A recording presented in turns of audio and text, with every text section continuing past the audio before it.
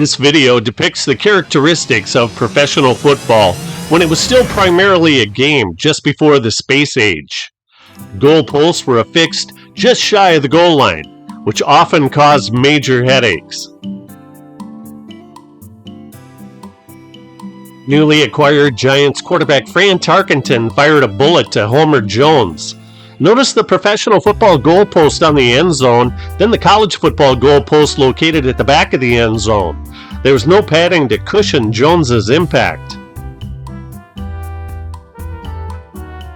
In the 1967 divisional playoffs against the Packers, Bernie Casey wished that he had wore hip pads because Milwaukee County Stadium steel barriers pack a punch. The stadium was built in 1953 at a cost of $6 million, and baseball's Milwaukee Braves played there through the 1965 season. The left corner of this Wrigley Field end zone has a baseball dugout behind it. Wooden boards were constructed that were level to the playing field in the dugout to make it safer for the players. Yeah, there's still a lot of danger involved when running into that area. Here's number 25, Bernie Casey, again having trouble after scoring. He avoids the dangerous dugout, but hits the skids anyway. Perils in Wrigley Field's end zones weren't only confined to one side of the end zone. Fans were allowed to sit in front of the brick wall that surrounded the field to play only a few yards from the end zone. Successfully avoiding cheerleaders, a red water cooler, and a chain-link fence took a lot of concentration. Tulane Stadium in New Orleans opened in 1926 and was built on an old plantation where sugar was first granulated. It was infamous for its encroaching hedges. Number 14, Bill Nelson, connected with the wide-open J.R. Wilburn, who runs over some old burlap sacks that were left on the field. What's the purpose of those? Yeah, no hazard.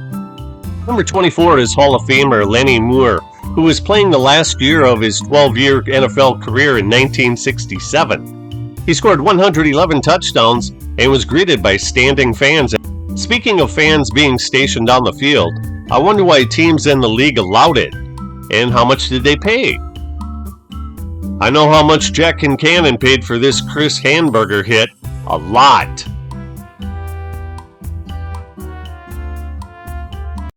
Where would the leagues be without the fans?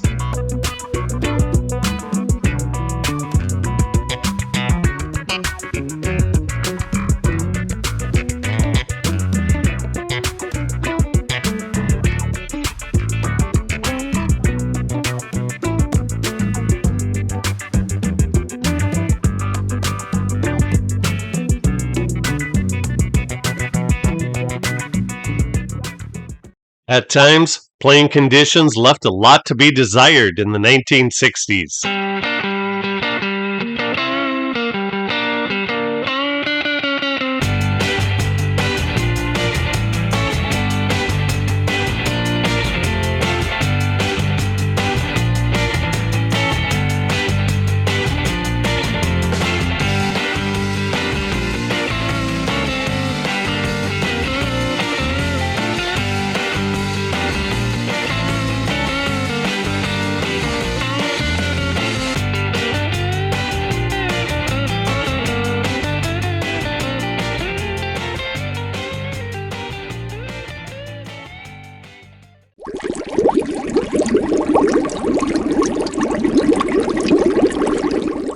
Can you imagine this scene happening in today's game?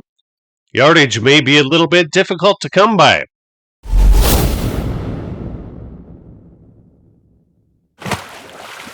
This guy didn't think he was actually going to get away with it, did he?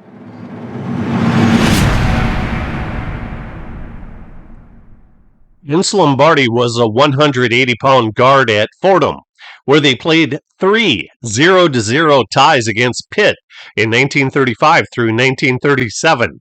In 9 years as the Packers head coach, they won 99, lost 31, and tied 4 games. They won 5 NFL titles and won the first 2 Super Bowls. After winning the second after the 1967 season, he quit the Packers to become the head coach and general manager of the Washington Redskins for the 1969 season, his last, as he died just 17 days before Week 1 of the 1970 season. In 1967, the fedora was missing for Tom Landry, but future head coach Dan Reeves was right by his side. The Cowboys played in the Cotton Bowl, built in 1930 and opened as Fair Park Stadium, since it's located on the site of the State Fair of Texas. In Chicago, the Bears played at Wrigley Field, which they shared with Major League Baseball's Cubs. Bears owner George Halas was also the team's head coach, but 1967 was his last year as head coach, as he retired for the fourth time in that capacity. He coached 6 NFL championship teams over 40 years, 1920 through 1929, 1933 through 1942, 1946 through 1955, and 1958 through 1967. Papa Bear also played 9 years professionally in football and also had 22 at-bats for the 1919 New York Yankees. At age 72, his Bears had a 7-win, 6-loss, 1-tie record. The Bears' next winning season was 1977.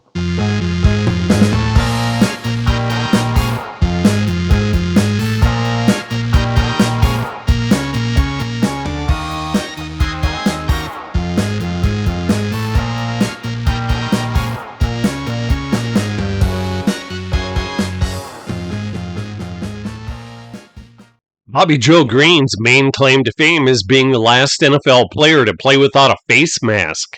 He punted 14 years in the NFL and sports a fine 42.6 career average punt.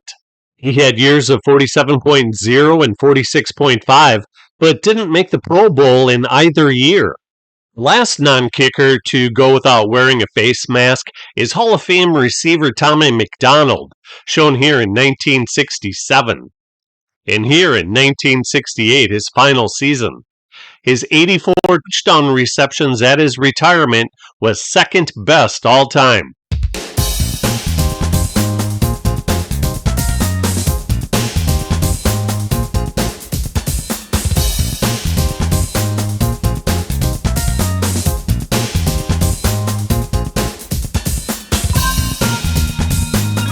In Week 1 of the 1967 season, the Minnesota Vikings had a new head coach, Bud Grant, shown here with Hall of Fame 49ers head coach Jack Christensen. The Vikings finished in last place of the NFL Central Division with a 3-win, 8-loss, 3-tie record.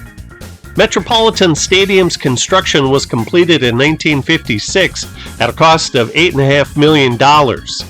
It seated 49,784 fans, which was less than the required 50,000 as part of the 1970 AFL-NFL merger, but the leagues overlooked that small disparity. The stadium owners were the 2,400 bondholders who financed the construction. The 1968 Vikings ran the football 64% of the time, the most in the NFL or AFL. Only 4 of the 16 NFL teams passed more than they ran, and all 4 of those teams had losing records. Only 4 AFL teams passed more than they ran, and of those, only San Diego had a winning season. 1968 was the first year in the league's 9-year existence that teams ran more than they passed. In 1968, the Vikings utilized quarterback King Hill as one of their punters. He punted 33 times for a 41-yard average, while tight end Bill Martin, shown here, punted 28 times for a 37.4 yard per boot.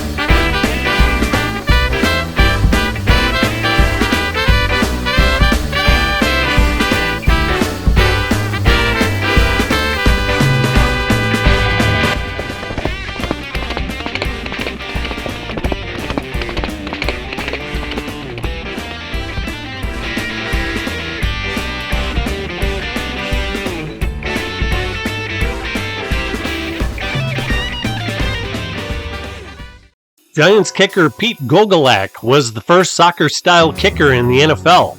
He played 9 years with the Giants and is their all-time leading scorer with 646 points. Bruce Gossett of the Rams is their 5th all-time leading scorer, and he successfully kicked an 8-yard field goal in the 1967 playoff bowl game against the Browns. Why team stadiums took so long to put up netting is beyond me. Fans went wild fighting for the football. Bush Memorial Stadium in St. Louis was opened in 1966 at a cost of $27 million. It contained some real old-school field goal posts in 1967.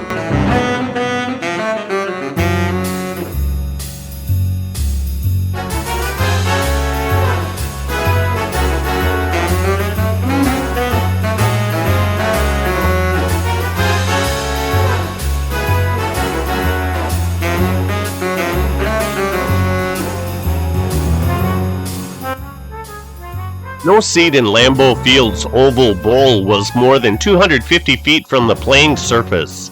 The stadium opened in 1957. The Colts defensive end Lou Michaels missed this 10-yard extra point in 1967.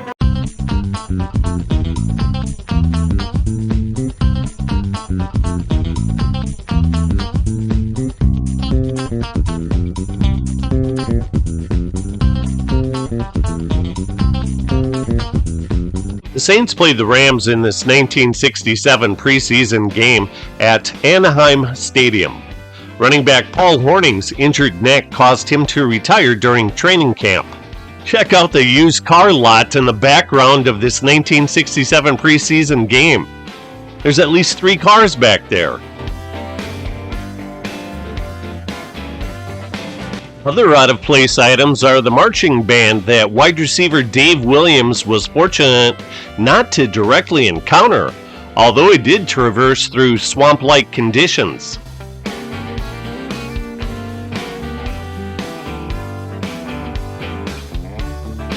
In Minnesota, someone thought it was a good idea to park a large metal container well within reach of fast players running full speed towards it.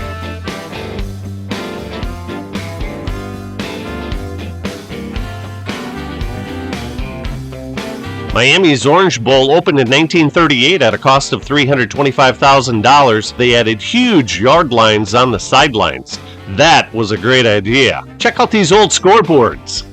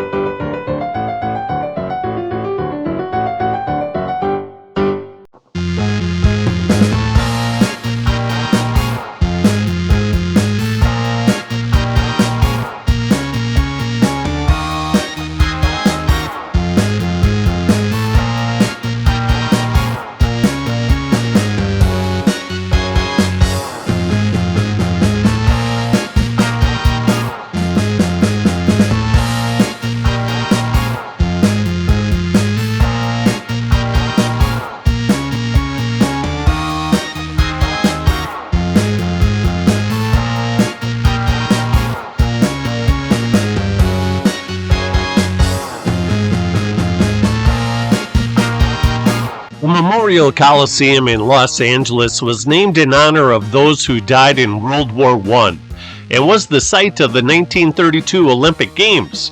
It opened in 1923 at a cost of just shy of $1 million. Baltimore's Memorial Stadium opened in 1954, cost $6 million to build, and was named in honor of the men and women who served in American wars.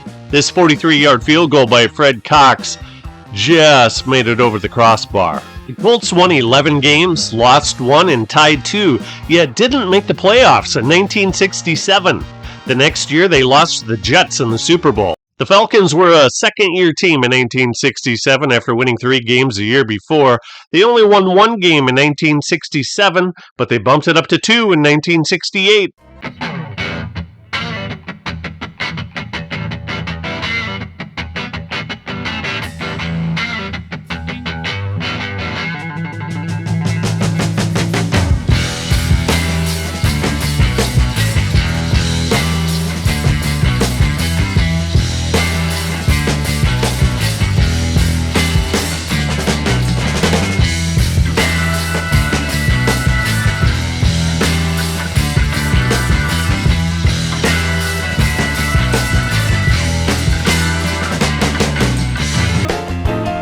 With the goalposts near the goal line, defensive players used to utilize them as another defender. They tried to run the receiver into the goalpost in an effort to jar the ball loose or jar the receiver's senses. Number 86 is Gary Collins, and number 34 is Cornell Green, brother of Elijah Pumpsie Green, the first African American to play for the Boston Red Sox.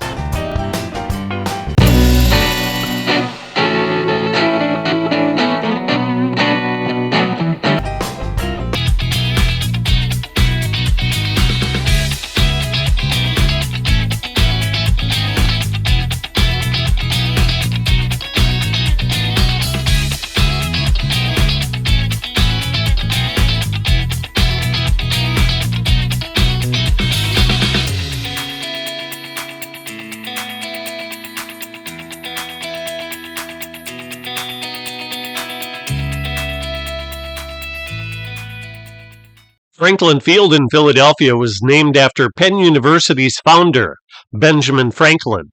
The stadium is horseshoe-shaped and includes a quarter-mile running track. Built in 1895, it's the oldest operating football stadium.